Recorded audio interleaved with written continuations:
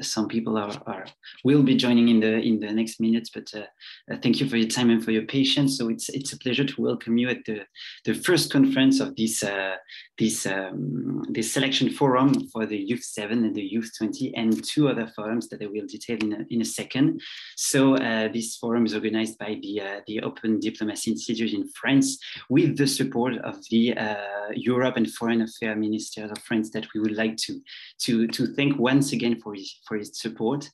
And so this forum is one of the historical program of the Open Diplomacy Institute, as the Youth 20 and the Youth 7 were founded in 2011 during the French presidency of the G8 at the time by Thomas, that is currently Open Diplomacy CEO. And this year, for the first time, the selection has been enlarged to two other forums organized by the United Nations. So the HLPF for Sustainable Development, and the Youth ECOSOC Forum about economy and social matters. So that is the landmark for the beginning of our selection program. So as you see, we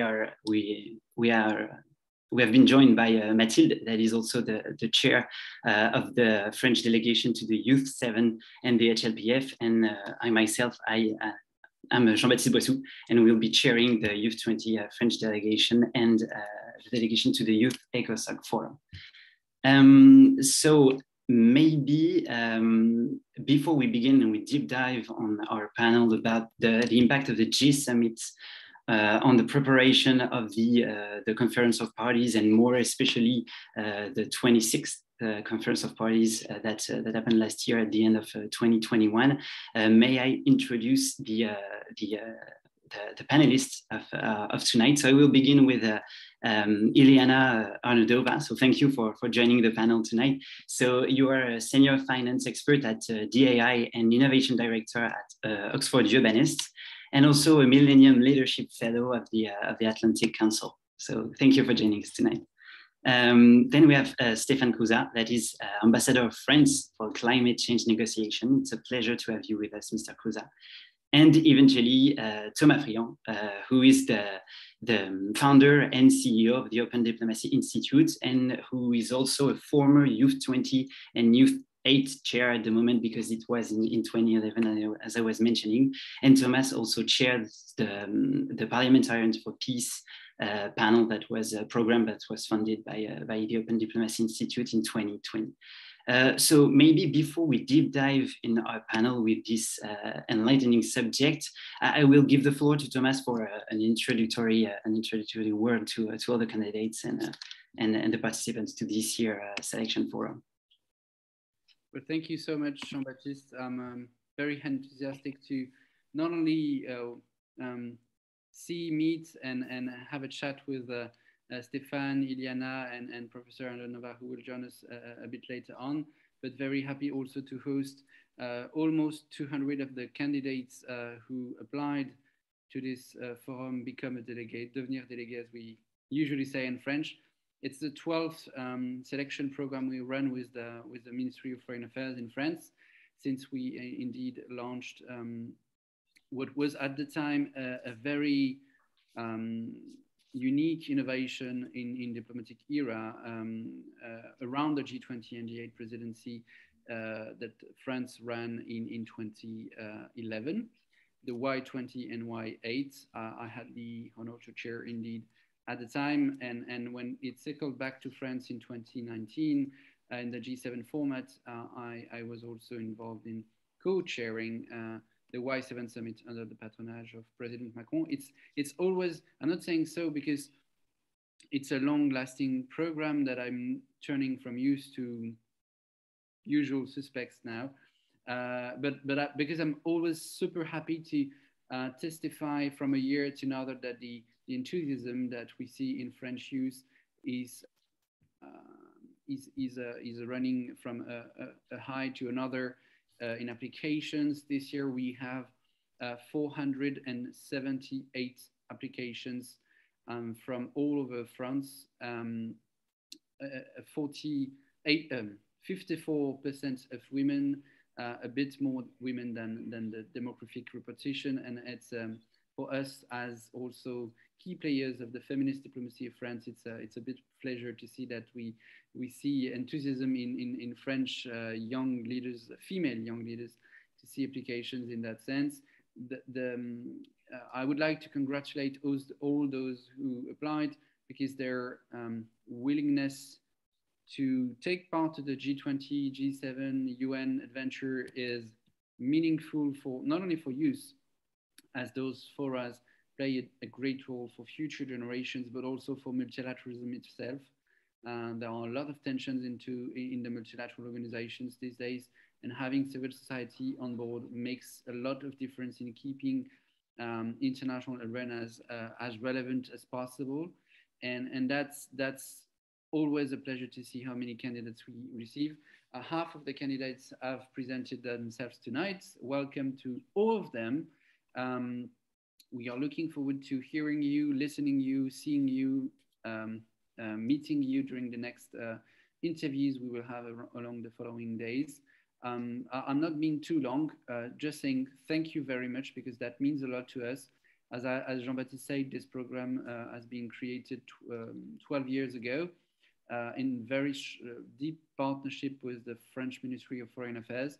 And we are looking forward to make it as even more relevant this year, because we have a broader approach that involves the UN systems with the ECOSOC and the HLPF arenas for our young delegates. It's very unique, and I'm happy that Jean-Baptiste and Mathilde, who co-lead the two delegations, will be running it. You've been massively involved in the fellowship of the Open Diplomacy Institute for the last 2 or 3 years. And thank you so much for taking this huge responsibility of making it happen this year. I'm yelling back, Jean-Baptiste, because we need to get into the political discussion. But thank you so much for the candidates and our fellow panelists to be with us tonight, especially those who come from across the Atlantic or the Channel to be with us, as there might be a slightly significant time difference. Thank you, Thomas. So maybe just before we deep dive into our panel discussion, one or two logistic key points. So we will have a panel discussion with Thomas, Iliyana, and Stéphane for the next 45 minutes, since we started a little bit late. And afterwards, we will take questions from the panel, to the panel from the audience. So you can share all your questions in the Q&A section down the screen. So we will be answering your question. Our panel will be answering your question during the next 30 minutes of this event. So keep sharing and engaging, and I really look forward to having all these questions in the Q&A section. So maybe to deep dive in our topics for today. So the impact of the G summits has always been something really important to shape the international agenda, and it has been something more and more important as new and emergent trends in this agenda are emerging, and tackling climate change and pursuing sustainable development goals is at the moment the main challenge that nations worldwide need to tackle. And that's why we need to assess the role of these G summits, so G7 and G20, in pursuing this goal. And we had a quite interesting landmark during last year, since the agenda started in June with the G7 hosted by the UK in Cornwall, went on in October to the G20 in Italy, to finally end up with the COP26 that brought us back into the UK in Glasgow. So maybe to begin our discussion on the role of these G summits in shaping this agenda and reaching our goals, especially with the environmental and sustainable goal agenda that we have at the moment, starting with an historical fact and something that we have seen during the last years, because G summits is not a forum that is old. It's something that has only existed for about 13 years. And we've seen a shift in the core I would say themes and expertise that has been brought onto the scene by these G summits. So from economic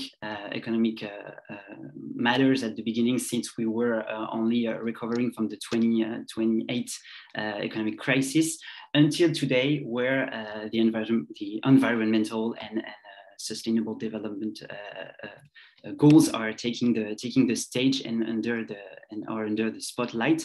So how can you explain and relate this evolution to the fact that UNFCCC COPs have taken a larger and larger part in shaping the global agenda, compared to the fact that the G Summit were the most important summits when they were founded? So maybe Mrs. ARNAUDOVA, what do you have as a perception in this change historically in the role of the G Summits compared to the COPs? Thank you, Jean-Baptiste. Just to clarify maybe for the audience, that today I will be bringing more of a climate practitioner perspective rather than a diplomat or a person dealing directly with the climate negotiations there. I mean, it's very interesting to think about this evolution, as you say. And I wouldn't say that there is necessarily a shift in the attention from G7 to the UNFCCC negotiations. They have a different mandate, different agenda that is being followed. And it's just so great to see that climate change is taking more and more attention in the arena of global affairs.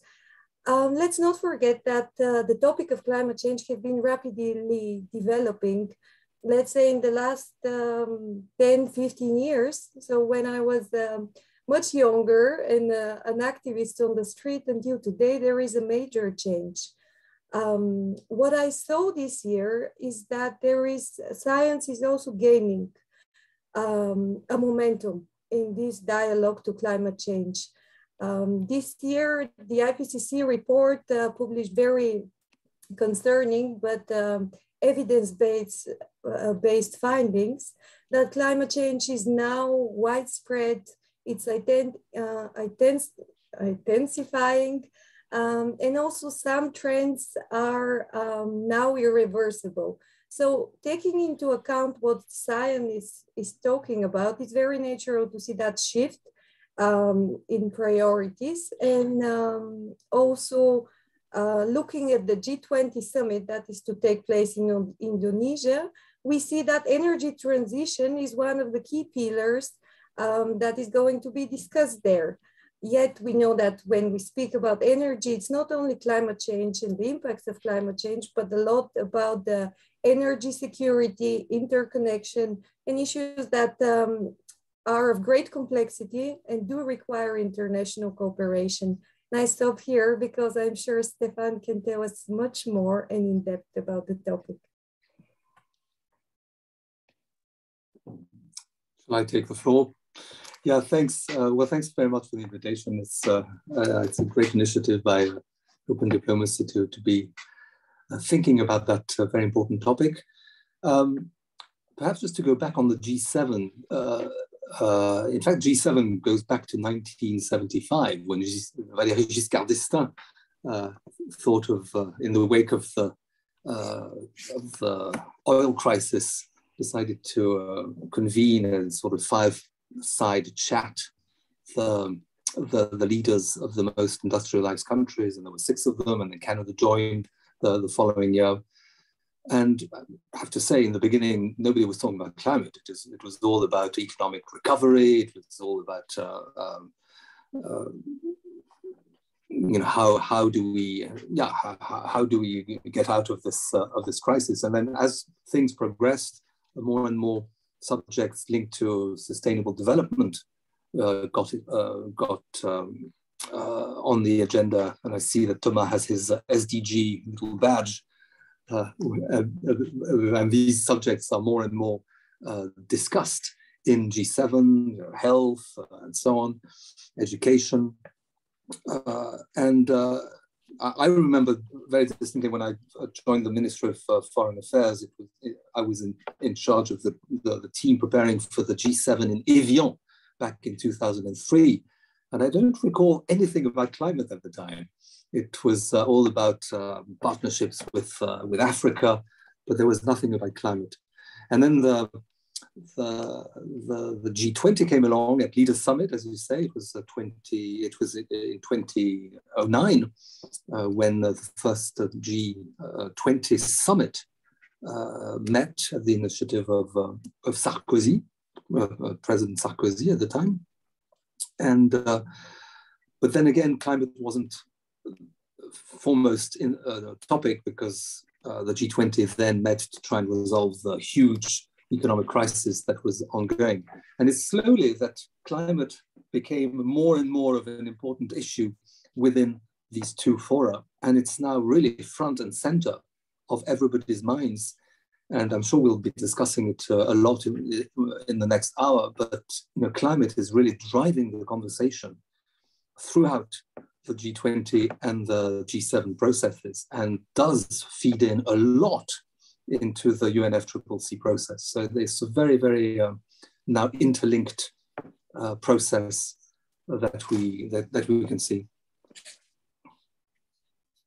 Yeah, thank you, Mr. CROUZAT. Yes, indeed. And we see that amongst the statements by each summit, there is a clear continuity and a clear repetition of a lot of objectives and goals that are being set.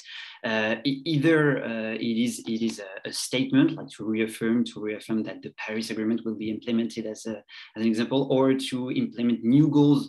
I'm thinking about maybe biodiversity. That was something really new in this type of summits, and with concrete figures and goals.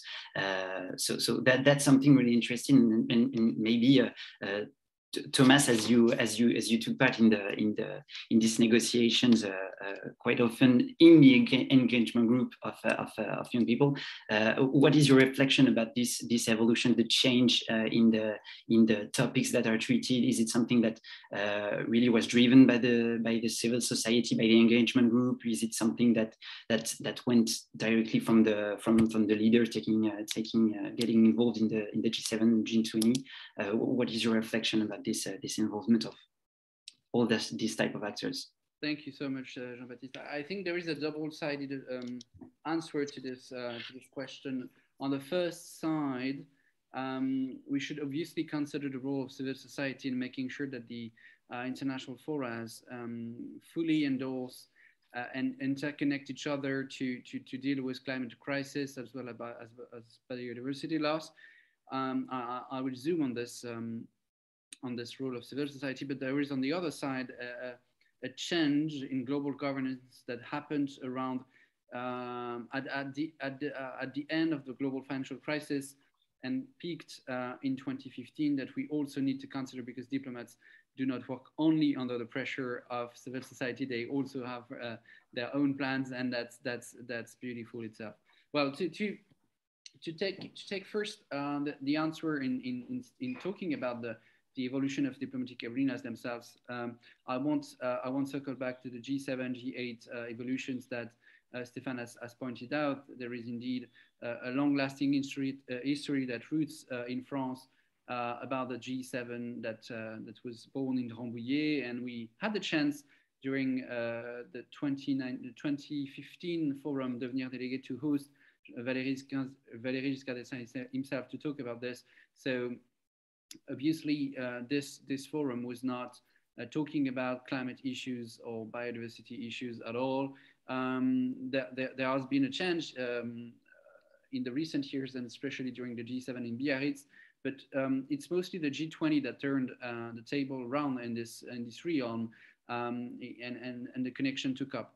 Well, we must remind that the G20 is not a properly said a fully fledged G20 international organization. It's an informal group of countries, and the European Commission. It was created back in the 90s with the financial ministers, but it became a meeting of leaders in 2008 when the financial crisis stop the global economy. And at the moment, 2 years after that, when I created the Y20 and Y8, we clearly advocated to have a format for the environment ministers as young leaders, as future generations, because we expected the environmental topics to be on at this highest level as possible. At the time, it was not the case because the G20 was more a cockpit for global financial governance, and actually the table turned around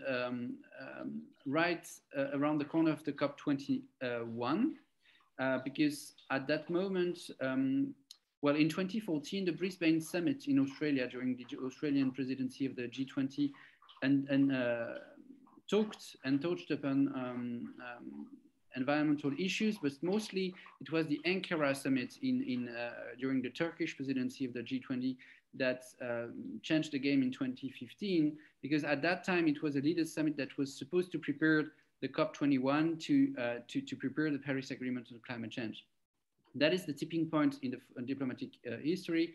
And since that time, it has been a long way of up and downs because of the Trump presidency, up to the moment when the Japanese presidency of the G20 in 2019 managed to bring back the environmental issues at the agenda of the G20 in hosting the first ever environmental ministers meeting during that presidency, mostly focused on energy, because the Trump administration did not want to talk about climate. They only accepted to speak about energy issue. And as you know, G20 and G8 and G7 formats do only talk about what is consensual between leaders.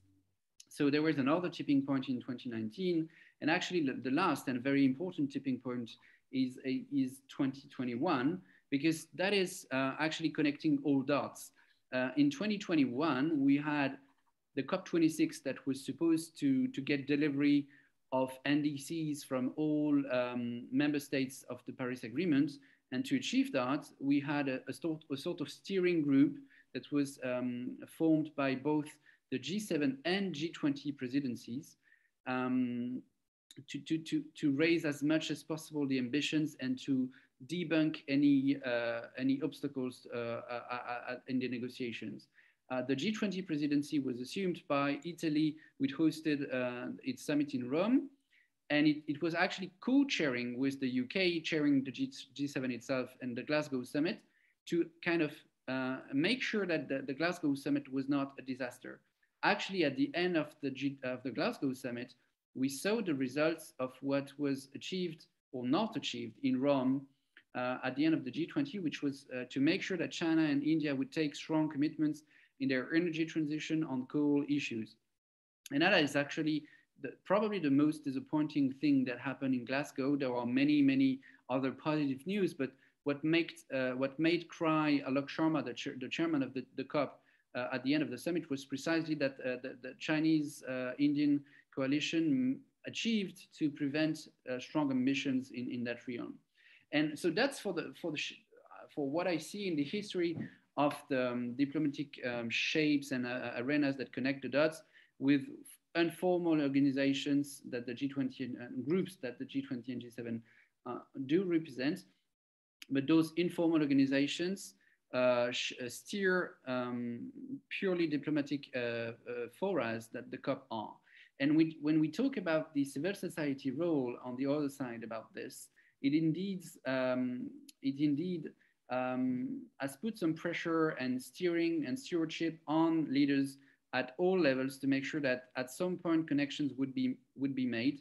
I already said that in our first communique to G20 and G8 leaders back in 2011 under the presidency of President Sarkozy, when we created the Y20 and Y8, we clearly called for the creation of a stream for environmental negotiation. And that was also very important because we were at the edge of the Fukushima catastrophe. That was clearly one of the global crises we had to face in the realm of the environment. That was very, very heavy in future generations' mind. But at the end of the day, the turning point was not neither in G20, neither in COP formats, because COP21 was clearly a major COP with a lot of civil society playing an amazing role in making sure that the negotiations were a success, and it was a success because of the civil society involvement in making sure that we get to a universal agreement. But, and it's the same in Glasgow. I was not in Glasgow, so I won't talk about Glasgow. I leave it to Stéphane, who was there as the head of the French delegation. But civil society clearly plays a deep role in there. But the tipping point in civil society's role was actually in 2015, when the major groups of the UN, which take part to the HLPF and the ECOSOC, achieved to get at the highest level of the UN possible, the adoption of the Sustainable Development Goals that connect the dots between economic, social, and environmental issues, and that actually shape another approach. It gives stewardship to all UN bodies and agencies to come together, to achieve together the Sustainable Development Goals.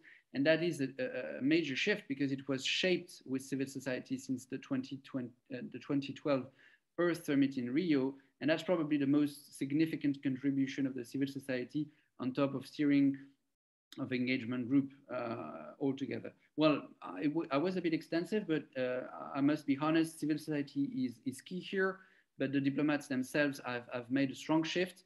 The key issue for the next years is to see whether there won't be any rollback from some countries which tend to leave aside the environmental arenas. I'm clearly speaking about China and India in that sense, not to finger point anyone, but to say that the US, in withdrawing from the Paris Agreement, has sent a signal to the globe that the US were not as involved as it should be in those arenas, despite the role of US civil society in there.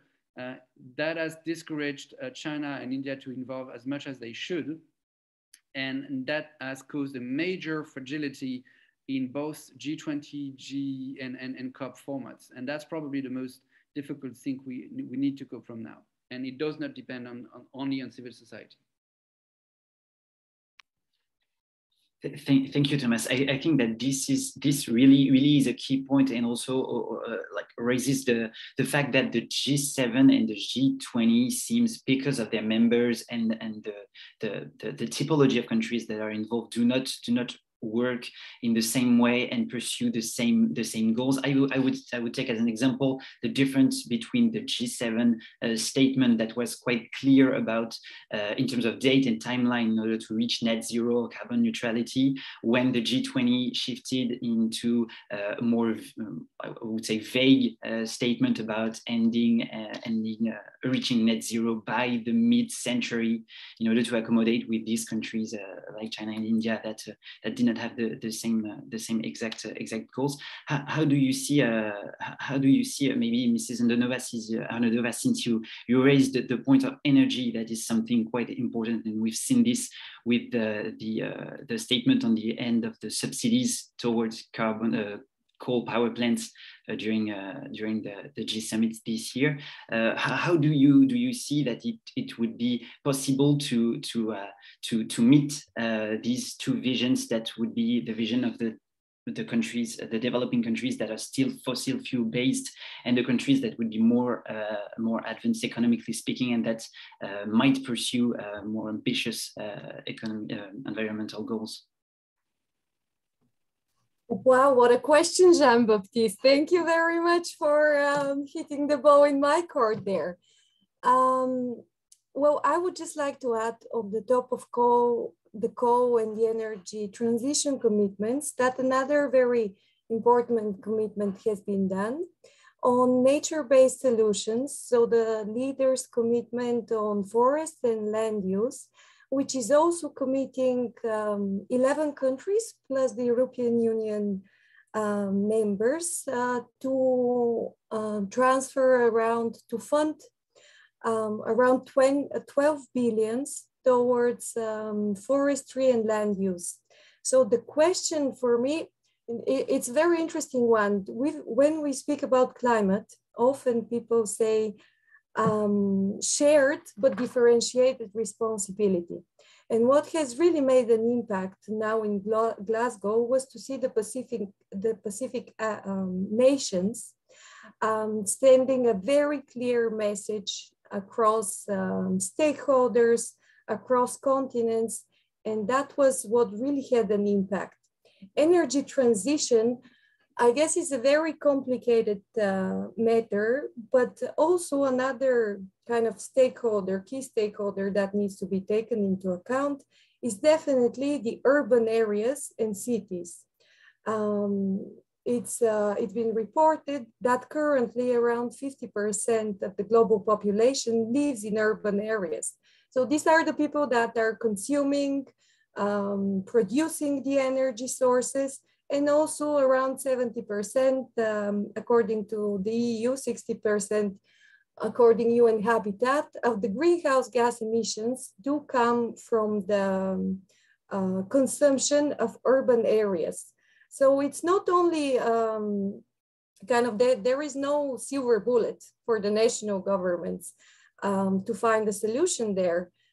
As you've said, there are a variety of stakeholders. There is the national governments, the local governments, the regional governments that have the mandate to really work towards this energy transition. An emerging trend that I've seen working with cities from the US and Canada was the topic of building electrification. So cities are looking and governments for solutions how to work towards this transition while being also just equitable and inclusive.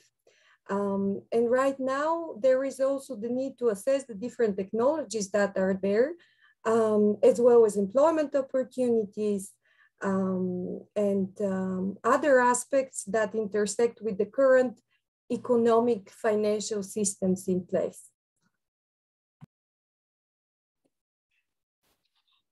Thank you, Mrs. ARNAUDOVA. I think that maybe Mr.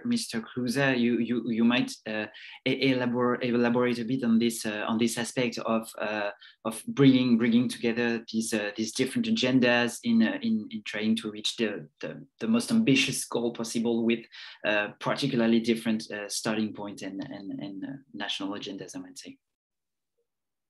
Thanks.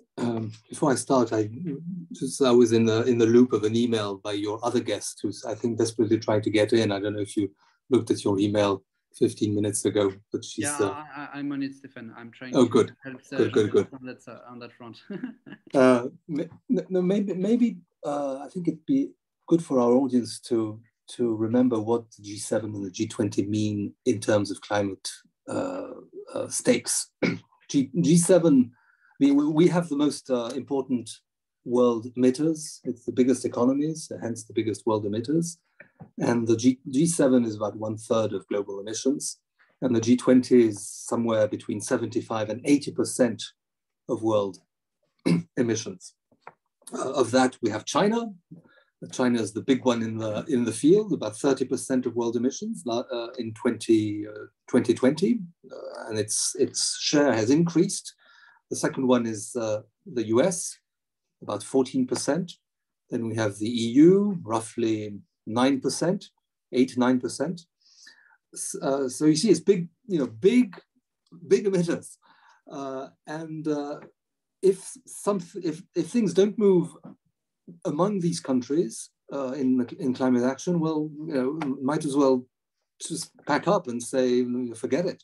So it's absolutely crucial that these countries, these particular countries, move in terms of mitigation. That is where ambition is absolutely crucial. It is in that forum.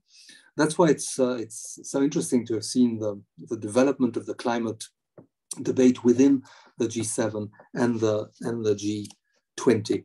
And perhaps I can come back to my experience of what I saw. I've been in this job for over a year, since October 2020. And so I prepared for the ministerial G7, and then I prepared for the communique of the ministerial of the G20. That's another thing also that's important, is that we now have ministerial tracks on climate in both G7 and G20, which is fairly novel. And when we started the year, well, we had the G7, and that's why also it's important as a group.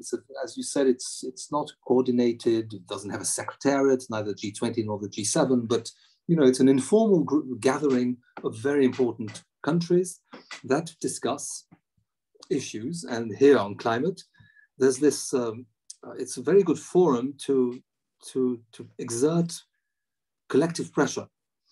And first of all, on ambition, there was this collective pressure within the G7 to really up the ambition, and the EU was the first to strike. Remember back at the end of 2020, when the European Union said that we would enhance our ambition, climate ambition, to 55% reduction by 2030 from 1990 levels, and it was going up from 40%, so it's a huge increase. And then all the other G7 members went along after that. Then we had the US with the Biden administration coming in, doubling its ambition almost. We had Japan, we had Canada, and so on and so forth. And just to give you an example of how well peer pressure can work, we were discussing the fate of coal, and should we still could we ban the financing of coal abroad? And at the time, we were in favor of it. France, of course, the European Union in general, and in fact, all of us were in favor of it, except for one country, which did have a lot of interests abroad in building coal, and that was Japan.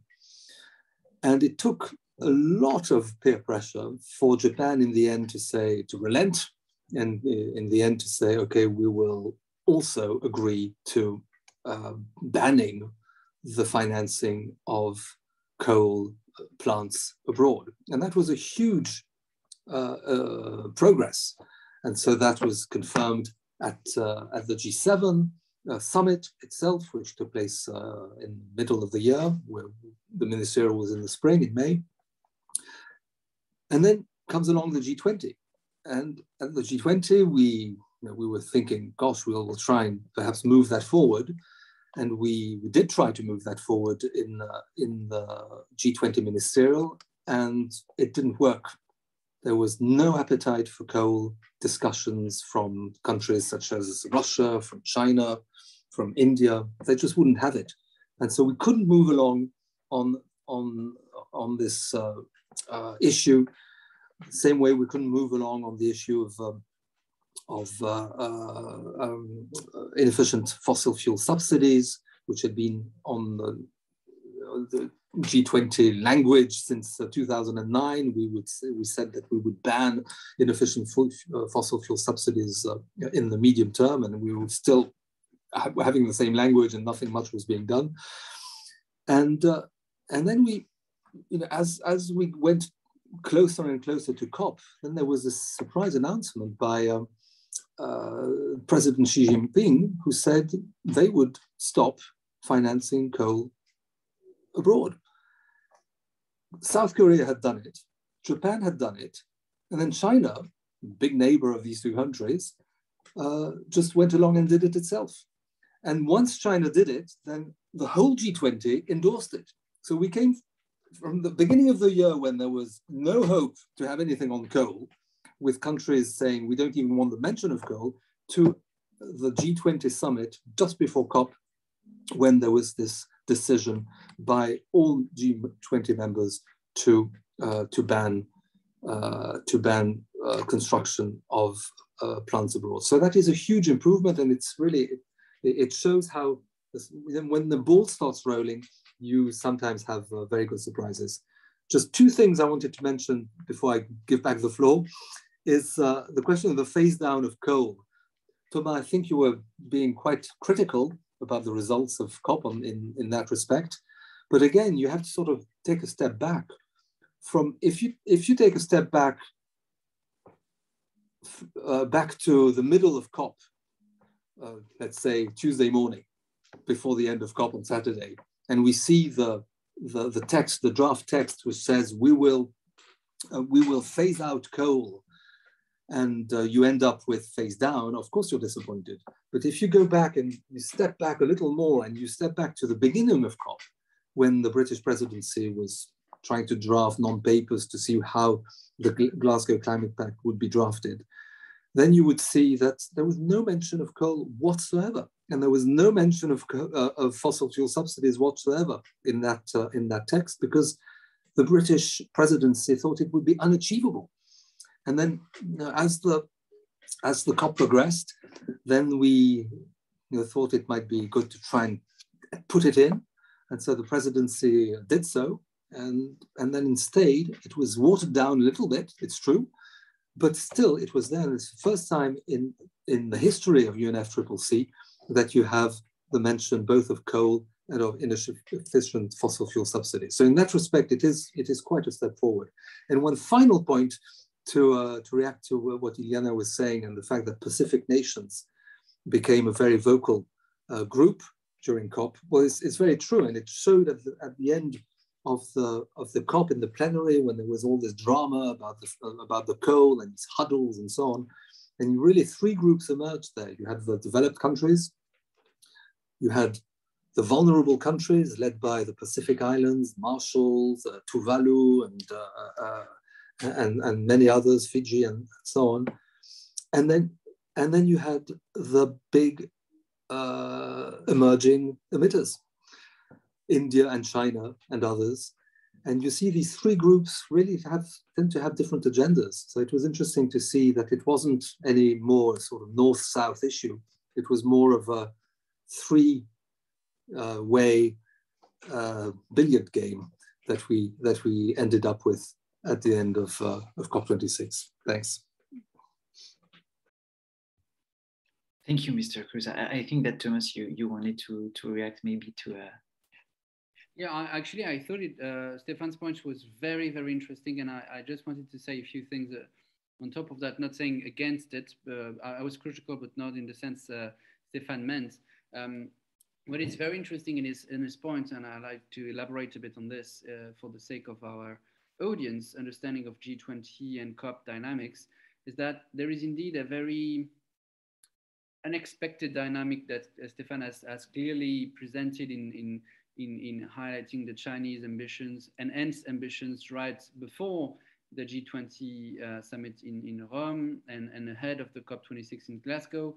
Diplomatic dynamics always can build up in a new momentum and let emerge new ambitions and consensus that at some point is not even envisionable by the presidency, and it was clearly set out.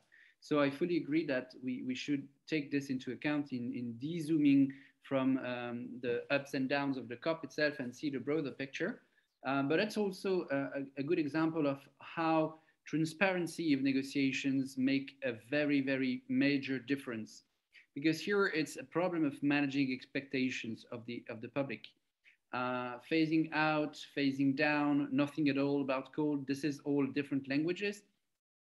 And as the negotiations were kind of transparent because of the presence and the watch of civil society within the COP, it has both created a very high optimism at some point during the COP, and at the end a bit of deception, which is, I think, a misleading result of the COP, because at the end we had results, but this deception lays the ground for cynicism and pessimism, while we need to raise our ambitions and to keep people motivated to change the system itself at every levels, including individual levels, which were also involved at the COP26, despite the sanitary circumstances. So I would say that when you asked me the first question about the role of civil society and in diplomatic arenas, to me, it's always a doubles, it can have two very different effect. Transparency can provoke also deception and not only bring a raised ambition. And for that sense, we need to come to the conclusion without commenting a day-to-day assessment of the COP negotiations itself, as Stéphane has clearly said. We need to see the bigger picture and see the progress made and achieved in this moment of diplomatic negotiations. At the entrance of the COP, nothing about coal. At the end of the COP, phasing down coal exploitation. Well, that's indeed a progress. We should acknowledge that. What my point of criticism was that on top of managing wrong expectation management, there has been a remaining question. At the end of the day, is it enough to achieve what we need to do to make sure we are on the right track to meet the Paris Climate Agreement objectives, which is to limit 1.5 increase in the global temperature. And what the IPCC enables us to understand is that the track is closer to 3 than 1.5 as far as we stand. And the trend is not by the end of the century, it's by the end of the decade, which makes an emerging massive difference in assessing the progress that Stéphane clearly pointed out. And we must acknowledge it's a progress. The problem is this progress enough? And that's where I'm more critical we must assess the progress in its deceptive dimension too. The thing is that when I point the risk of cynicism or pessimism that results from wrong expectation management, it brings us back to the point of Iliyana about the role of all actors than states. She clearly pointed out the role of cities, which do account for more than 75% of carbon emissions. It's clearly a very powerful signal sent to all actors to say, well, states can achieve a consensus. It's never enough because of the emergency we face. And then it's a call for action to all other segments of civil society, corporate leaders, as well as local leaders, to make sure we raise up the ambition. Thank you, Thomas, for this statement. I think, Liliana, you wanted to react to what was said. Yes, thank you both to the points made by Stéphane and Thomas. You know, it's very interesting when we mentioned concepts of skepticism and cynism. You know, we also are here to evaluate from a baseline perspective.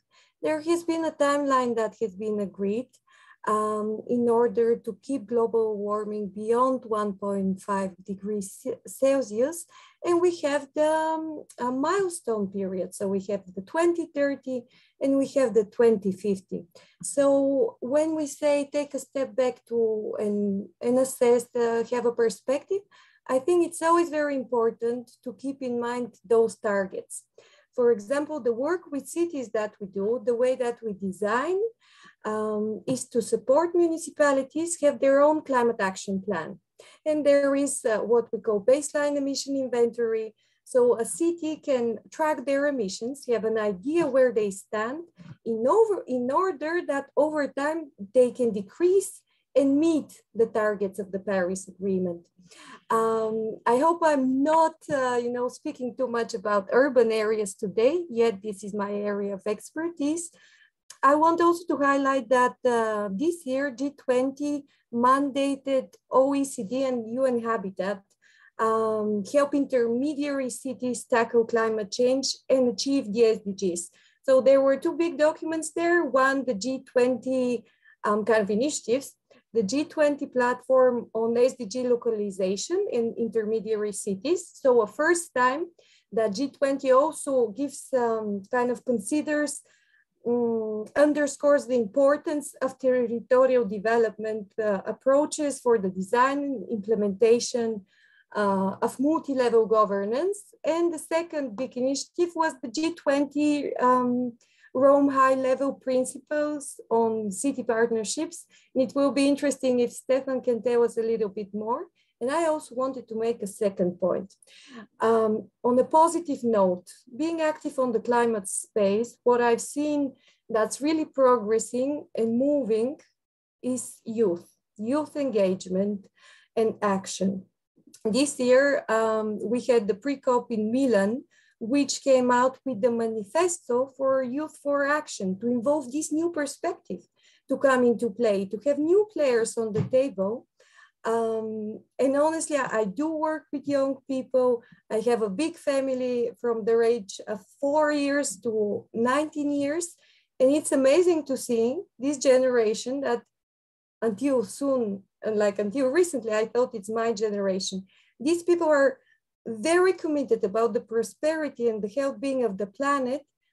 And I would say from where I stand, even more committed than what we are. So it's exciting to see these new voices and commitment to come and play a larger role on the table.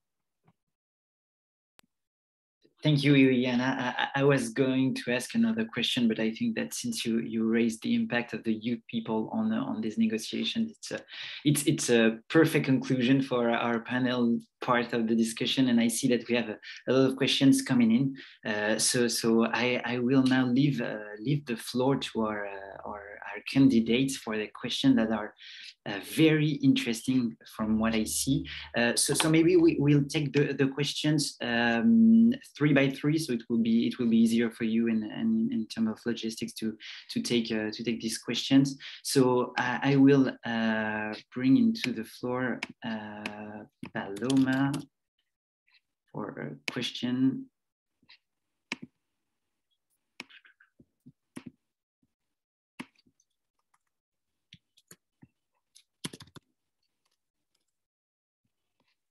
Sure that Paloma is still there since I cannot find her.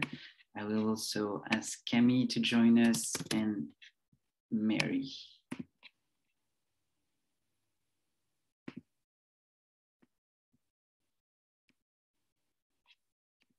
Perfect. Thank you, Camille and Mary, for your questions. So maybe Camille, you may begin with yours, and Mary will follow. Yes, can everyone hear me? Yes. Okay, great. First of all, thank you for this very interesting discussion. My question was, which G summit do you think has led to the most progress in recent years, and what are the ingredients for effective negotiation at these summits?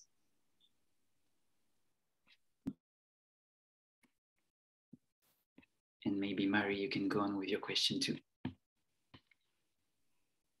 Thank you. Good evening, everyone, and thank you very much for the very nice and interesting insights.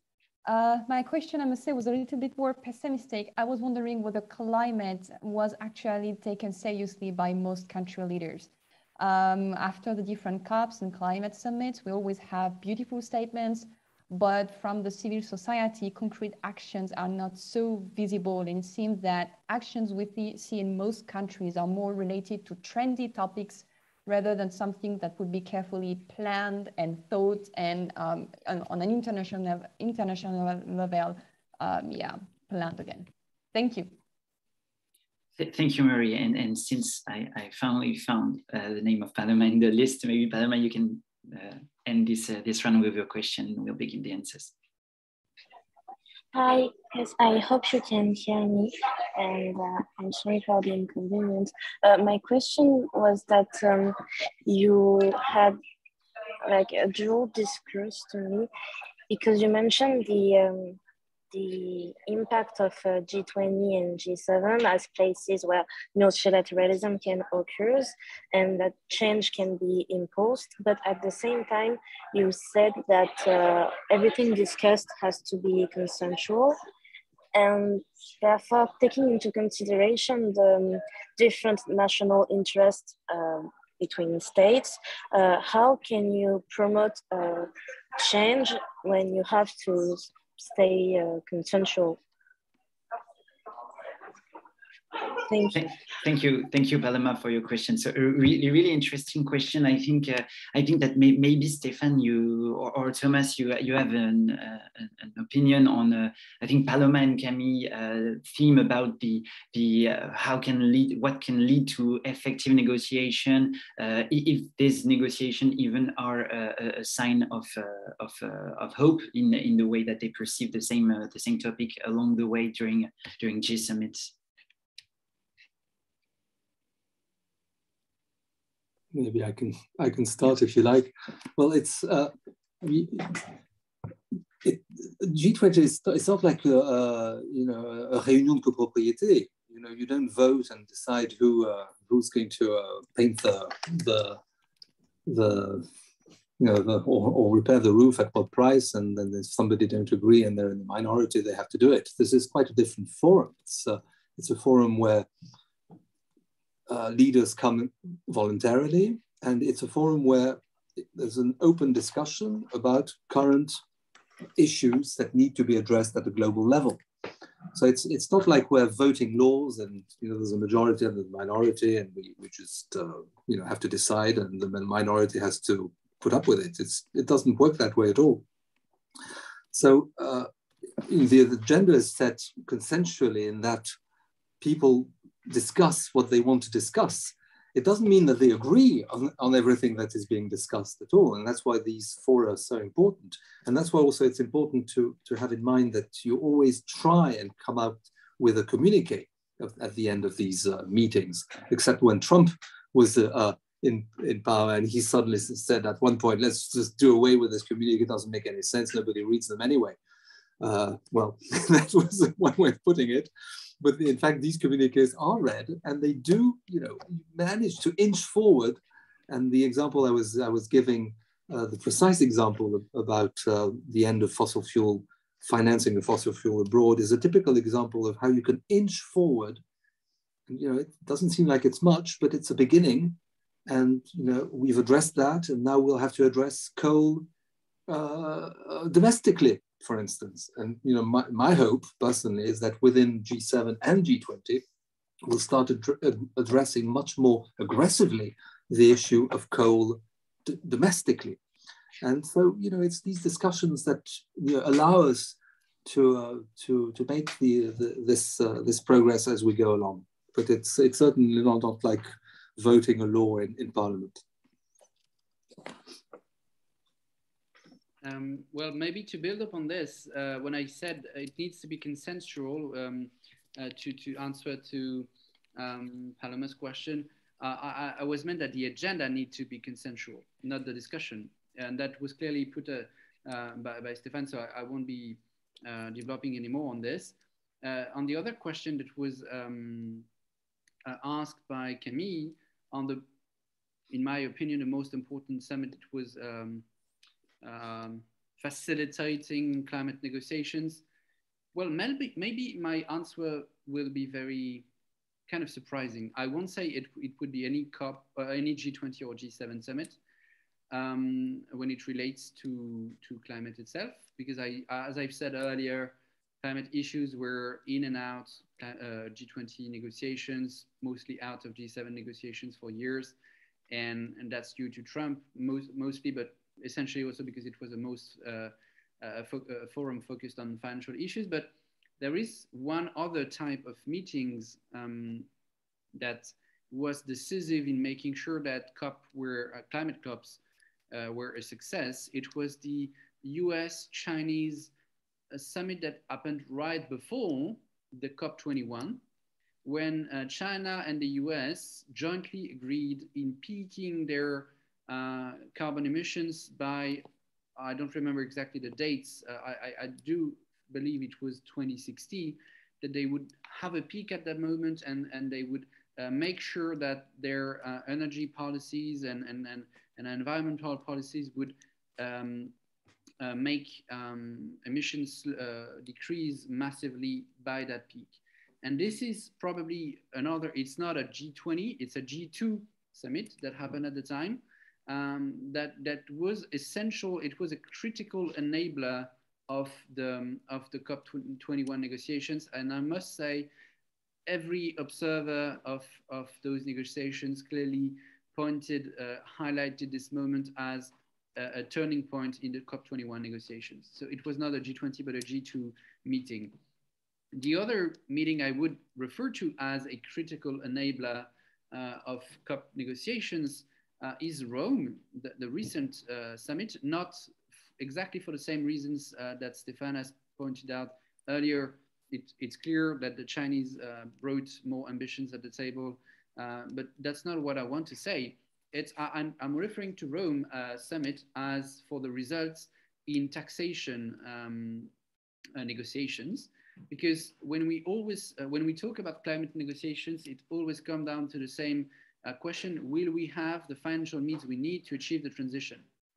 And what is key here in Rome is that the G20 came to the agreement of having a minimal taxation of benefits of all international companies, of a floor of 15% of their benefits, and having a stop in erosion of fiscal basis and taxation grounds is key to make sure that states do have the financial means they need to accelerate and enhance their ecological transition. And to me, that's a game changer. I do hope it will translate into effective policies. And that gets me to the conclusion is that what is very interesting in G20, G7 negotiations is that, as Stéphane clearly reminded us, it's an informal negotiation. So there is no secretariat, just like at the UN, that takes note and makes sure that there is implementation of what was agreed. There is a simile secretariat played at the G20 level by the OECD. And when we talk about the taxation negotiations, the OECD is tasked with the very major role in developing the technical consensus that implements the taxation agreement that the G20 came with out of Rome. And to me, that's probably the most interesting tipping point we should look at the OECD level and at the next G20 meetings, if Trump does not come back at the table at some point, because that's probably what will make a huge difference in getting us the financial means we need to make the transition. I hope it won't be too long to get there, but that's another G summit that made a difference, not for climate reasons, but for financial reasons. Thank you, Thomas. Thank you for this crystal clear answer. So, Iliyana, do you have something to add maybe about these these three first questions? Maybe more about the Mary question. I think your opinion would be rather important on the aspect of the seriousness of the climate in this discussion, especially with the topic of urbanization. It's something that you are an expert with. Is it something that is really taken seriously, since some countries, especially in the G20, still have really important urbanization rates, I think, and so that's a clear difference with the G7 countries that are more urbanized, I think country at the moment. So is it something that is taken into account in discussion in your opinion? Absolutely. The cities that are active and have climate ambitions are of all geographies. So cities in Latin America, Sub-Saharan Africa, in the organizations I've worked for, we also get members from China, India. So all over the world, also not only capital cities, but cities that are secondary and very small populations below 50,000 people. So their mayors, there is a political commitment that emissions are decreased. Yet I must say what I have been observing is, of course, we live in a time of competing priorities. So for every mayor, as for every person, the health pandemic has taken a toll. This resulted in a decrease in municipal revenue and budgets. Also, resources have been shifted inside municipalities so that sectors as social services, health services can be properly addressed, which I guess brings us to the fact that we do live in a critical time where the conversation about climate change is having a momentum, but we're also risking exhaustion from having this conversation altogether with the health economics of what has been happening. So there is also an opportunity. We also spoke about the 2009 financial crisis. So for example, this resulted in a very serious recovery package, I think by then President Obama, that also led to the development of the first green city bank that would support urban infrastructure investments that are clean and green. So now when we are having the European Green New Deal, the global Green New Deal, it can also be a chance, I guess, for our leaders to demonstrate this seriousness. So it's a critical moment out there. And again, it's very important to have champions in politics at the city level that are raising awareness and leading the movement, playing the drums. And I think it was Stéphane talking about the aspect of peer pressure. So that's great. Thank you, Iliyana. Thank you for your answer. So maybe I'll bring onto the stage Roman, Olivier, and Barbara for the next round of questions. So maybe Roman, then Olivier, and then Barbara. Okay, well, so thank you first. And as a part of the Rencontre du Développement Durable, led by the Open Diplomacy, a guest talked about bringing emotion back to the heart of the system. And an artist told us that she has, as an artist, a major role to play in building the world of tomorrow. So to you, is it a realistic vision to bring back art and emotion as a factor to change the economics, the inclination factor to change the economics of leaders, their mind, such as even more for the American leaders?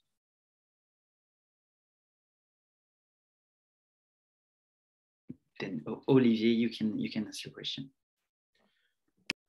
Yes, so there's been some comments about the pressures from China and India on all coal at the COP26. So I was wondering, how do countries with rising population and energy demands like China and especially India, but also third world countries like in Africa, where they're very dependent on oil exports, for example, for an economy, how do these countries adapt to the demands of energy transitions from predominantly Western and developed countries? In Barbara, yeah. Thank you very much. The idea of my question was to understand the global architecture of our environmental negotiations. So I was wondering about the role of other organizations such as the OECD or the World Trade Organization in the fight against climate change. So how do they stand in environmental negotiations? And maybe if you could give us a hint of the French official position regarding environment and climate change defended in the frame of these organizations. Thank you. Thank you for your question. Stéphane, you are already in the course of responding. Yeah, thanks. No, thanks for all these interesting questions. The art one, well, yes. I mean, I think art is really a part of our lives, and it's a very important part of our lives. I try and play the piano every day, and it keeps my mind sane, I hope. So definitely, I think art is essential to just think right. So I can only agree with you. There was a question about OECD, WTO. Yes, interesting point, because we have all these different organizations, and these organizations have to deal with climate one way or another, more and more. There's a UN process, which is the UNFCCC, United Nations Framework Convention on Climate Change, which was adopted in 1992, and it had the secretariat and has these COPs and everything. But there are many other instances where climate is being discussed, and even now the Security Council, there are debates on climate and security. And you mentioned OECD and WTO. Well, WTO in particular, France, want to introduce in WTO negotiations climate. We want climate to be, again, seen as what we call an essential clause of WTO agreements between countries or groups of countries, whereby if you don't abide by the Paris Agreement objectives, then you can denounce the Paris Agreement. And it's the same thing with mirror clauses. We feel that environmental clauses that we impose, environmental standards that we impose to our own products created in Europe have to apply in sort of mirror way to products in other countries. So more and more climate is creeping in WTO negotiations. And at the OECD, well, there's an initiative which we France launched in the OECD called the IPAC, the International Program for Action on Climate. And the idea is to have a set of indicators and in order to really understand exactly what the countries, not only the OECD countries, but it's open to big emitters, and it's open, in fact, to G20 countries, what they really have in mind when they say they're going to do something, and how can you compare these commitments, and how can you make them accountable, really? And so it's the OECD, which has a lot of expertise in all these studies on education, comparing different systems, can do the same on climate. And that's what we're working on at the moment. And then there was one final question on about the inclusiveness of the fact that Africa and other emerging countries have different energy mix, different needs in the transition. Yeah, no, I mean, that's the crux of the problem. Every situation is different. We have one common problem, and it's that we have spent 80% of our carbon budget before we reach 1.5 degrees rise in temperature. We have only 20% left, and emissions keep rising. And once the emissions have risen, they stay in the atmosphere. So it's the cake is there's so much carbon budget.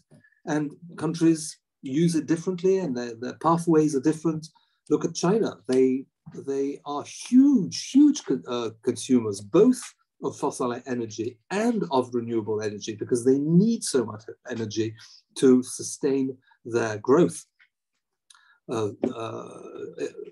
China alone is 50% of world coal consumption, and India is another 12%. So you have two countries, and that's 2/3 of coal consumption in the world. And then also, both China and India have decided that they try to develop renewable energies with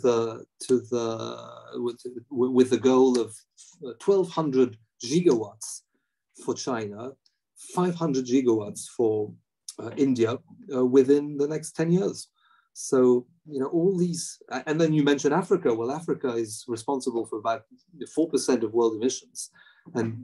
And it's probably the continent that is most affected by climate change. So it's a terribly complicated question, and terribly complicated one to answer.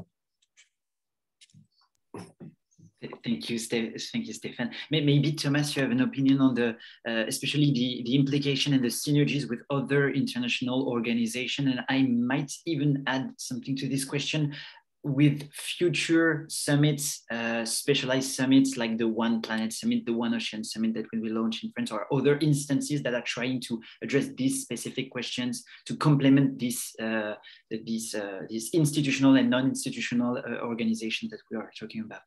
Yeah, well, before getting to the answer, let me share in the chat a few links that I would refer to so that our audience can get to other pieces of reflection that I can share here that the Open Diplomacy Institute curated this year. Well, as art is key, I would like to start to answer about arts and talking it from an international relations perspective. We need a narrative that makes us move ahead in dealing with this crisis. This is actually why I decided to entitle the last conference of this forum with the name of the title of the film, Don't Look Up, that is enabling us to envision how much denial there is in the massive and dangers that we are facing. It needs not only to shake to raise our awareness, as that film does, but also to help us in envisioning a bright future in which we achieve dealing with the Anthropocene and envision a world where it's not about collapsing everywhere. So definitely art has a role to play. And when it takes us to looking at how international organization play a role in this, you should look at the UNDP campaign for the SDGs, that is art campaign. The Secretary General Antonio Guterres has tasked the UNDP to call for artists to help them in at the UN in bringing a narrative, positive narrative to project us in a sustainable world. So definitely that was a funny but very, very topical question. And that is taken seriously by international organizations at the highest level itself. Second question, the articulation of other international organizations with the climate issues. Well, first, let's have a look at WTO. Stéphane has already been talking about this a bit, but I'd like to ping one of the first link I shared with the members of the group here. It's an interview we had with Jean-Marie Pogam, who was the French representative at the WTO before getting to be the Assistant Director General of WTO very recently. And it was the purpose of that discussion was precisely to discuss how WTO could embed the SDGs in rolling out its policies of settlement and arbitration on its own side. In that sake, the EU is playing a major role because we've clearly said, as the EU, I mean the Commission has said, as the EU is the leader of our trade negotiation, that the EU would not ratify any new trade agreement that does not align with the Paris Climate Agreement. That is major, that is changing a lot the landscape here, and it probably changes many things at the WTO. We must just highlight the fact that WTO is still stuck into the crisis of the US kind of abortion of that multilateral organization. There is a need to revive the settlement mechanism that is not in place because there is no nomination of the US arbitration judges. So that's for the WTO. When it gets to climate and security issues, well, that is a very, very interesting issue because when we look at the geopolitical meaning of climate change, we see this is a major geopolitical disruption that will provoke major fluxes of refugees, etc., etc. So there is a need to have a geopolitical approach, a politically military approach of climate disruptions. And it was, what is stunning here is that the first resolution that the UN Security Council adopted about the link between security and climate change was in 2020, which is quite late. And therefore you should look at the panel I shared with you about climate development security. We had the chance to host on that time former UN Assistant Under Secretary General for Peacekeeping Operations, Alain Leroy, who was part of those negotiations that were, I must admit it, clearly spearheaded by France and Germany in the realm of the Alliance for Multilateralism, and we had that resolution at the UN Security Council because of the role of and the stewardship of France and Germany together to achieve this. Well, you talked about other summits and formats, etc. There are many different initiatives popping up everywhere. France diplomacy is very active on the environmental side. We can have a lot of criticism on our own ability to deliver a very ambitious transition, but on the diplomatic side, we must admit that France is very active. You've mentioned the One Planet Summit that was launched in 2017. It was clearly a game changer again, because that was meant to contain the effects, the political effects of the withdrawal of the US from the Paris Climate Agreement. And we would not even have any more universal framework to negotiate about climate if France had not put the One Planet Summit in place, because that was precisely the way we should keep the Paris spirit up and alive. So this is key. I don't know when the next One Planet Summit will happen. I just know that the last one was key also to connect the dot between biodiversity and climate, because the One Planet Summit in 2021 was clearly laid out for biodiversity issue, and that probably fostered the fact that the COP26 climate in Glasgow was not only talking about climate, but also making the link between climate and biodiversity. There is another innovation here that France has put forward, which is the One Ocean Summit, in the wake of the IUCN meeting we had in Marseille last September. I don't know what the outcome will be there, but there is clearly a need to tackle oceans issue, just like forests when I talked a bit earlier on, because oceans play a major role in capturing carbon, and their ecosystems are essential to achieve our goals there. So indeed, France is very innovative in diplomatic forums to keep the momentum as high as possible. The key here is always about managing expectations, because we need to make sure that it translates into concrete actions and that the deliverables announced at those summits get onto the ground. And if I'm slightly critical, I must say that I've been in touch with the UNDP and the UNEP officials that operate in the South Sub-Saharan region, where there is supposed to be emerging this great green wall that is a reforestation program that was announced during the last One Planet Summit. And they say the pledge, the financial pledge that was announced in Paris is not getting so far and so fast on the ground. And that's always an issue of managing expectations. That's the issue that every diplomat should face on the long run, but I'm sure it's fully captured there. Well, I would like to wrap up in saying that one innovative thing that happened in Rome, relating to the second question we had about catalyzing the adaptation and the transition of emerging countries, was the fact that there was a hub of industrialized countries, the US, the UK, France, etc., that actually partnered with South Africa to make sure that the ecological transition of South Africa would be as lean and as fast as possible. And what is interesting in this evolution of the G20 itself is that France, and I'm talking about this under the control of Stéphane himself, is making a lot of efforts to partner bilaterally with some emerging countries to make sure that their transition is fully enabled by critical help in financial as well as technical aid. And I guess that the 22 G20 summit in Indonesia will be meaningful there, because the presidency is led by Indonesia, and Indonesia is one of the key countries that is targeted by such a bilateral approach, which is again a major diplomatic innovation within the G20 itself.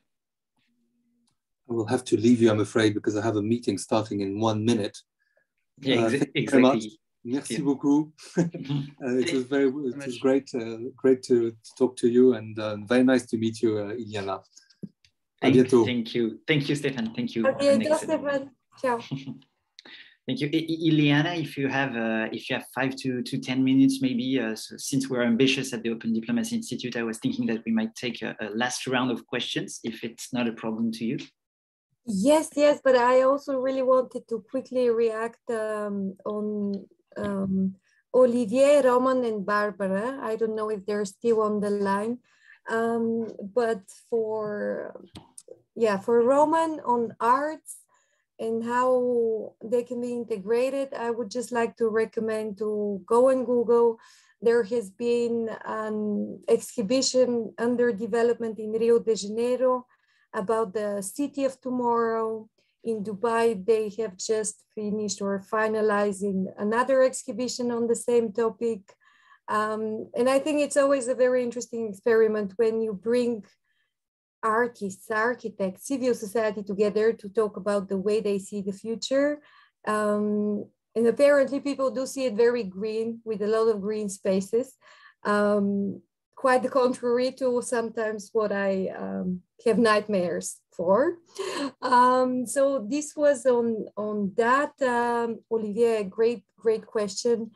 When it comes to cities, of course, for example, in sub-Saharan Africa, municipalities are much more concerned with ensuring that there is distribution and access to energy, as compared to the challenges that can be seen in the global north cities, where the conversation is around smart meters, about district heating. And here I wanted to highlight 2 elements, one being regulation that is required so that such measures can be financed, and also the role of international financing institutions, We mentioned actors as the Security Council, as WTO, but also investors and development banks, central banks play a role in the energy transition. Barbara, that was to you. So I'm happy to take together with Thomas the remaining questions, unless people also have to go. Perfect. Thank you, Iliyana. That's really kind to you. So I think we'll take a last round of questions. So Juliette, Caroline, and Roman, I'll leave you the floor and try to be short in your questions since we're already running out of time. So Juliette, maybe you can begin. Yes, hi, good evening, everyone. So thank you to the members of the panel for sharing their thoughts and expertise. And my question is related to states that qualify as seeds and LDC, because these states are at the forefront of the climate change crisis and they engage in large negotiations and have very specific demands, for example, in loss of damage. And for example, I was also pleased to hear the Marshall Islands being mentioned during the discussion because indeed they were quite vocal at the COP in Paris with the creation of the High Ambition Coalition, but also last year in Glasgow. So my question is, what are concrete actions that the G7 and G20 countries can take to support seeds and LDC during these international conferences while still advancing their own agenda as more developed nations? Thank you. Thank you, Juliette. Caroline, maybe you can go on. Yes, good evening, everyone. So my question is very short. Don't you think that those G summits somehow steal the role of the United Nations, which is to be the place where leaders from all over the world gather together to ensure peace and security in the world? Thank you. Thank you, Caroline. And Roman? Good evening. So when talking about sustainability, there is a big focus on the climate change subject, and cutting greenhouse gases emissions has established itself as almost being the only state to achieve environmental sustainability. So you mentioned that biodiversity loss is becoming a discussion topic in international cooperation and how it has been discussed because of the impact of climate change on biodiversity. But how can all environmental sustainability stakes, namely planetary boundaries topics, can be discussed to set targets to act on all of them, given that all of these issues are interconnected? Thank you. Okay, thanks to the three of you for this very interesting question. So that will be the last round of questions, but afterwards we will give you, if any need about this, key insights about the process, the selection process of the forum becoming a delegate. So maybe coming back to the questions, Iliyana and Thomas, do you have any insights and opinions about these three questions? Thank you, Thomas. Yes, I will go first in the sense that I do rely on your assessment afterwards on the G20 and G7. So first on the question of Juliette about how the ways that, let's say, the developed countries can be supporting the small island nations, the least developed countries. Definitely the modality that we have seen in the last decades is through a financial package in the shape of overseas development assistance that can reach those countries and support the implementation of climate actions. Of course, from this point on, there are the technical elements. Do you give the funding directly to the national government, to the local government? Are there conditions? And in the beginning of the conversation today, we also spoke about transparency. So that's something very important to be taken into account. On Caroline's question, whether G7 is stealing the role of the UN, it's difficult for me to comment, right? But the information I have been receiving is okay. There is on one side an informal meeting with countries that have the desire to meet and to discuss, and the other one is a full-fledged process that is being prepared under a mandated leadership, as we have discussed the UK together with the Italian presidency, where everyone is invited to be present. So that's very, very important. And I think it already gives more legitimacy to that meeting to take decisions on behalf of a global challenge such as climate change. And finally, the question of Roman on greenhouse gas emissions, is it the only indicator? Well, of course not. And actually we are falling behind. For example, in adaptation measures, in 2021, there has been a report on the state of climate finance in cities by CCFOA that actually reported 9% of the climate finance in overall go towards climate adaptation, which is minuscule. And we have so much that needs to be done, from coastal erosion, the deforestation, the fires, the heat. So it's not enough, but I hope, because we are also to end the code, that on a positive note, well, I do have the belief that things can change for the better. And I'm just turning over to Tuma. Thank you so much. Well, those are very, very interesting questions, and I'm afraid I have to be as specific as possible. Juliet's question is key. There will be increasing distrust or even cynicism, I would say. I spoke already about cynicism, if we don't achieve to provide with a clear-cut and fully fledged approach and response to the least developed countries and small islands nations facing loss and damages. And if we look at this question very, very carefully, what I do say on this adaptation issue that those countries face already very violently is that we as young Europeans and French especially, we should clearly say adaptation is no longer an issue for least developing countries or small island nations. Europe is probably one of the most affected continents by adaptation issues, and it already is a major threat to all our social and economic habits. And I probably must say that the COVID crisis is one of the best proofs that we have to acknowledge about this. The World Health Organization has clearly outlined how rooted the COVID crisis is with the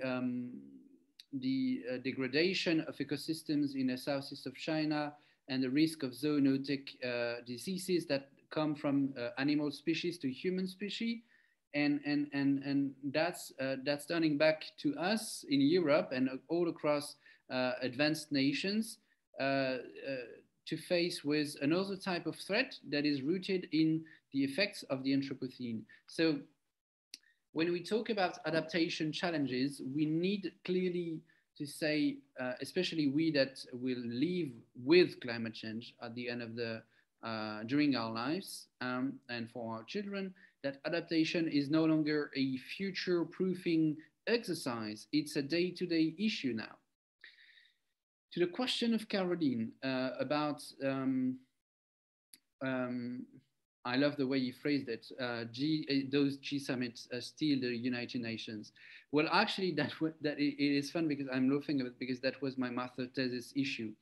And I must say, well, I could develop a bit, but I won't. It took me two hours to present it when I did, so I won't be long. The answer is no, essentially, and in a nutshell, because G20 or G7 are not an organization. It's a group. It's a group of willing and spearheading nations. And if we just need to sum it up in one idea, the best way to encapsulate my no is to look at the Pareto law. When you solve 80% of the problem, well, you probably have solved the problem itself. And the G20 nations do account for 80% of the global population. They do account for 80% of the GDP. They do account for 80% of emissions of carbon. So when you get a consensus at the G20 level, well, probably it's going to be easier in the UN formats. Well, it does not replace the UN formats, and that's very essential, and that's exactly what we've been proving from the very beginning, is that the G20 in Rome, for example, did not fully replaced the COP26 in Glasgow, but without the G20 in Rome, there would not have been such a result in Glasgow. So that's one way of showing the example. There are many other examples I could develop. I won't be there. The one thing to have in mind is that at the end of the day, the G20 legitimacy is based on its ability to deliver results in managing crisis. When the G20 is not able to deliver any response to crisis, long-lasting or short-term crisis, its legitimacy fades down. And then at the end of the day, only institution remains up, meaning the UN. And we should also have in mind that the UN is not it's an international organization, meaning United Nations means nations. And G20 nations are UN nations. So again, apply the Pareto law, and when you solve 80% of the problem, you must get to the end, and G20 should be the 80% issue, nothing much. And at the end of the day, it gets universal, and there are many other mechanisms to prevent it from stealing universal approaches, including the foreign policy of G20 members. For example, this key question was clearly posed during the G20 summit in Cannes that was talking about global governance. Will there be a kind of change in the UN Security Council because of the G20 format? And the answer was no, for two reasons. First, the UN is absolutely unreformable. And B, we don't need a reform to tackle the crisis. We need a crisis management room, which is the G20 itself. But that is, I guess, a conversation we will have in the second conference, because it's about this. So Caroline, thank you so much for introducing the other topic we will discuss on next week. About Romain's question on the climate focus and the way it shifts us away from biodiversity questions, I fully agree that is a very, very dangerous risk we face if we just approach the climate crisis as the environmental crisis only as a climate crisis. The environmental crisis is a twin crisis that involves both climate and biodiversity. And the thing here is that we have set up back in 1992 during the Rio Earth Summit, 3 different UN conventions to address environmental issues. The UNFCCC, the UN Framework Convention on Climate Changes, that goes with the COP, as you've heard, in Glasgow, the UNCCD on desertification, and the UN Convention on Biological Diversity. And the thing is that those 3 main conventions have their own COPs, their own conferences of party, and they took a long time to interlink to each other. It doesn't mean that the global governance of environmental issues is dysfunctional. It means it took a lot of time to connect the dots. And to be honest, 2021 was expected to be a game-changing year in that sense, because it was supposed to be what we call the super year for nature, during which we had the 3 main COPs taking place together at the same place, in the same time. And it actually did not happen. The COP CBD on biodiversity was postponed to convene in June in 2022. And the COP on desertification has been postponed to, we don't even know when. So it actually was deceptive. The good aspect was that at the end of the day, it has also forced the UK, which shared the COP26 climate in Glasgow, to embed biodiversity issue during the climate negotiations. So I guess this nexus of biodiversity and climate is being bridged, and the gap is being bridged, but that's due to the way the UN has fragmented approaches to deal with climate, biodiversity, and desertification. Now the link is being made also because some governments like France did want to connect the dots with the One Planet Summit, as I said earlier on.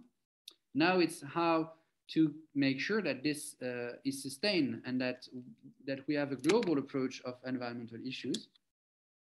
And I'm concluding saying that for that sake, the UN SDGs help us a lot. And that was, I was referring to the 2015 decision of adopting at the UN level the Sustainable Development Goals, because they do not oppose climate and biodiversity issues. They interlink each other, and they interlink environmental issues with economic and social issues. And to wrap up, I must say that the next stage is not about connecting the dots. It's about shifting from a paradigm to another. As far as we stand, the UN approach to the environmental crisis is the net zero approach. It's to say, well, we should reduce our carbon emissions and compensate for the rest of the emissions. So the global net zero coalition that the UN Secretary General is so spearheading is only focused on climate, or mostly focused on climate, and it's a net zero approach, meaning it's not a growth approach.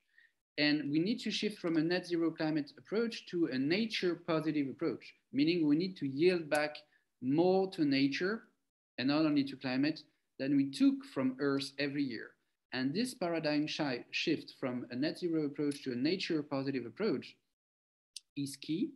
It's on its way, it's slow, but there is hope, and we will have to have a look at the way the Chinese government chairs the UN Biological Diversity Conventions in Kunming in June, to see whether we achieve to highlight this, as this is a critical moment in reshaping a new framework to deal with biodiversity issue that's called the post-Aichi Global Framework for Governance of Biodiversity, as we have come to an end to the 2020 Aichi agenda, which was put in place with 17 goals, and none of those goals were achieved, none of them. And we are now reinventing another framework and with other goals, and we don't even know whether it will be achievable. So the COP Kunming was postponed to make sure that implementation of the objectives on biodiversity loss was achievable. I always get to the same idea. It's about managing expectation and ensuring delivery. And that's what is at stake in 2022. Mostly also because 2022, and I'm concluding there, is it's a symbol year. It's the 50th anniversary of the Stockholm Conference that was actually that gave birth to the UN Environmental Programme in 1972. It is the 3rd anniversary of the Rio Summit of 1992 that gave birth to the 3 Rio Conventions, UN Convention on Climate, UN Convention on Biodiversity, UN Convention on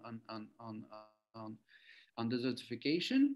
And it's the 20th anniversary of the Johannesburg Summit on Sustainable Development that was a critical enabler of a sustainability agenda at the UN level.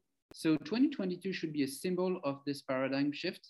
We can hope as youth leaders that it will be, and that's your task, guys, to make sure it does happen when you get to G20, G7, ECOSOC, and IHLPF tables. Thank you, Thomas. I think that was the greatest conclusion possible. So thank you for all your responses to these answers. I think that about the question that we were asked during this conference. So did Rome and Cornwall pave the right way to Glasgow? I think that summing up all your answers, and I think that the right way has been paved. Was it the best way possible? Of course, no, because we always have room for improvement. I think that all these topics tackling symbiosis, and I think that the biodiversity topic is a great example of this, that we need to approach the environmental change, not only from a carbon-based point of view, but also from nature point of view. And I think that we had some responses tonight with all these questions from the audience and your marvelous response. responses, Thomas and Liliana. And I think that we will have further responses next year when the coming COP will come about this question of interlinked J summits with the rest of the political agenda. So thank you, Iliyana, for your participation. I won't bother you for any longer, since we'll probably have a conclusive remark for the candidates to being delegates. But I really want to thank you for your participation. It was really insightful, and thank you for your time. Thank you very much. I would like once again to thank the Institute for Open Diplomacy for the invitation. And actually, once again, it shows me how many amazing things France is doing. So congratulations on that basis as well. You were a bit too modest when you were speaking about the way that it's tackling the climate change. Again, there are so many great examples from different metropole, and of course from Paris out there when it comes to climate, net zero carbon emission, districts, transport. It's just amazing. And what made it amazing was also the participation of everyone today.